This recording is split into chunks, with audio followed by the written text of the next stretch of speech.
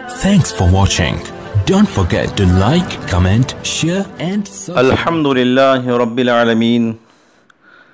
Wassalatu wassalamu ala sayyidil mursaleen wa ala alihi wa sahbihi ajma'in. Amma ba'd. محترم سامعین کرام، ہمارا مذہب اسلام امن و شانتی، سلامتی و خیرخواہی اور باہمی امداد والا مذہب ہے۔ اس مذہب میں جہاں مسلمانوں کے حقوق کی ادائیگی کا حکم دیا گیا، وہیں غیر مسلموں کے ساتھ رواداری، حسن سلوک اور ان کی امداد کی تعلیمات بھی موجود ہیں۔ غیر مسلموں کے ساتھ بحیثیت انسان احسانی معاملہ کرنا شریعت اسلامی میں اس کی ترغیب دی گئی۔ لہٰذا مہاماری کے اس دور میں اگر کوئی غیر مسلم بیمار ہو تو اس کے علاج و معالجہ میں مالی مدد کرنا اور اس کی اعادت و تیمارداری نہ صرف جائز و مباح بلکہ امر مستحسن ہے۔ ہمیں چاہیے کہ ان مشکل و کٹھن گھڑیوں میں ان کا مالی تعاون کریں، ان کی اعادت کریں اور اس بیماری کے دور ہونے کے لیے دعائیں بھی کرتے رہیں۔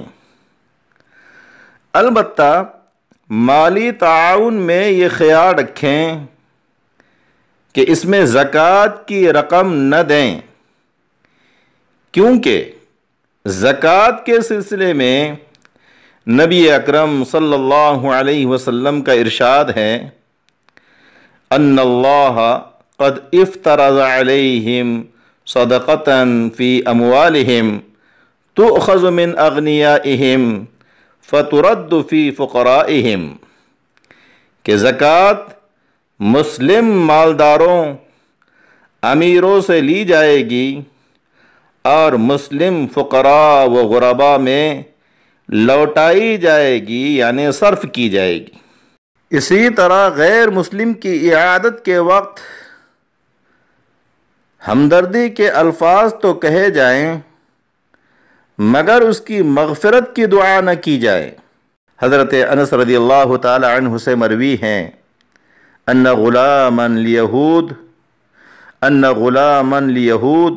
كان يخدم النبي صلى الله عليه وسلم فمرض فأتاه النبي صلى الله عليه وسلم يعوده فقال اسلم فأسلم، کہ ایک یہودی لڑکا آپ صلی اللہ علیہ وسلم کی خدمت کیا کرتا تھا، پس وہ بیمار ہوا تو آپ صلی اللہ علیہ وسلم اس کی عیادت کے لیے تشریف لے گئے اور اس سے فرمایا اسلام قبول کر لو، تو اس نے اسلام قبول کر لیا۔ حدیث پاک کی شرح میں ملا علی قاری رحمۃ اللہ علیہ فرماتے ہیں، فیہ دلالۃ علی جواز اعادت الذمی، کہ اس حدیث سے ثابت ہوتا ہے کہ غیر مسلم کی اعادت جائز ہے۔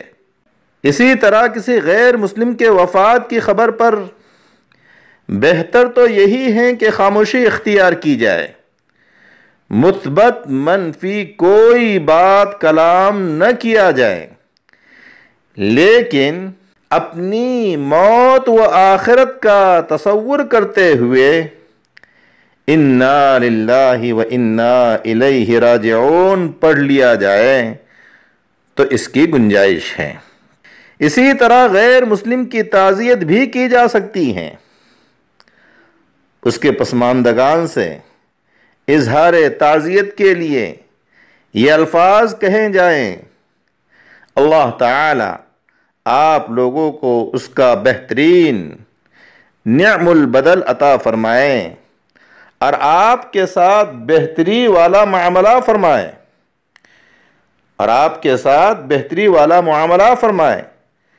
حدیث پاک کے الفاظ میں اخلف اللہ علیک خیرا منہ واصلحک، یعنی اللہ پاک آپ کو ایسا بیٹا عطا فرمائے جو مسلمان بنے اور اسلام کی توفیق دے کر آپ کے حالات بہتر فرما دے۔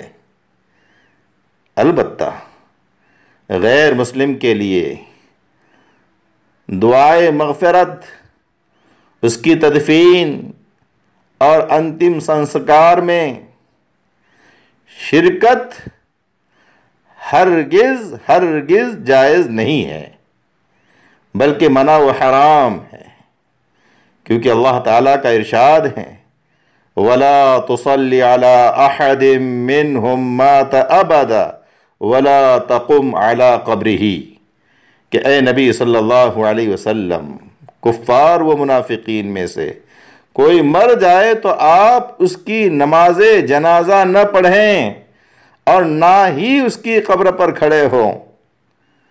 نماز جنازہ میں چونکہ میت کے لیے دعائے مغفرت اور اللہ پاک کے ہاں اس کی سفارش کرنا ہوتا ہے، اس سے منع کرنے کا مطلب ان سب امور سے یعنی اس کی مغفرت و سفارش سے منع کرنا ہے۔